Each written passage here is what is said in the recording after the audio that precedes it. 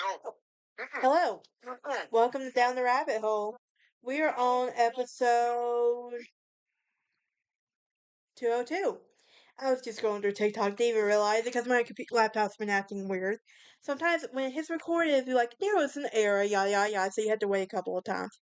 Anyway, my name is Breezy. We have currently moved to my bed because I am determined to get these last two episodes recorded for this set of 12 so I can upload them tomorrow. Um, we're on. We're going to be talking about the one of the many children of Queen Victoria and Prince Albert. I done lost count, if I'm being honest, on what we're at on children count. But if you're new here, hit that like button, ring that bell for notifications. Also, please subscribe. Help a girl out. But this is going to be a relatively short episode. I'm sorry about that. But today we're going to be talking about Princess Louise Caroline Alberta. She's the sixth child of Queen Victoria and Prince Albert. She was born in Buckingham Palace, March 18, 1848.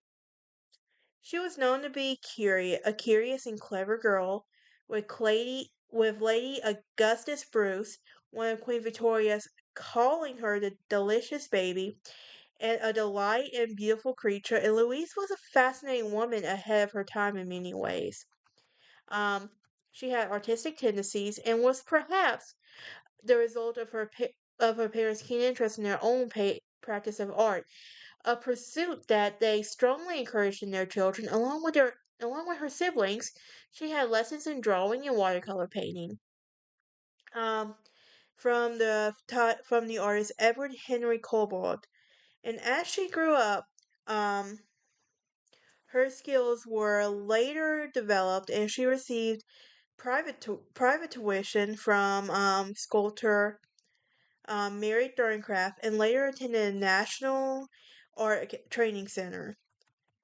Now it was a family tradition for Louise and other royal children to present drawings to watercolors to their parents on special occasions, something Queen Victoria had done herself as a child.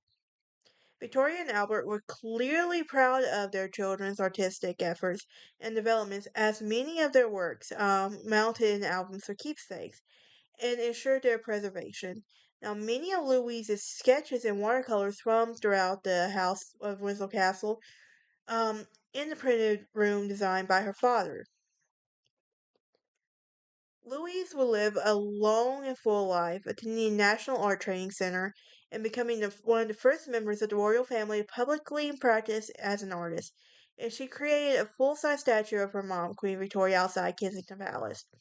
A memorial sculpture for the Bow Award at St. Paul's Cathedral, London, where she spent most of her time abroad, and Canada, with her husband John Campbell, where she contributed to women's rights and supported formation um, of the girls in schools.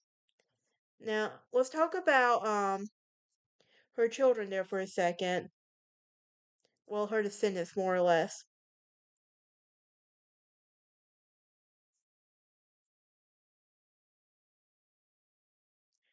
Um,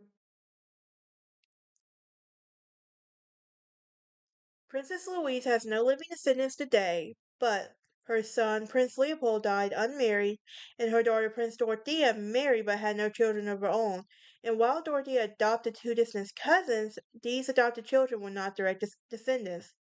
Um, but yes, that is it for this episode. I know it was short and brief. I do apologize.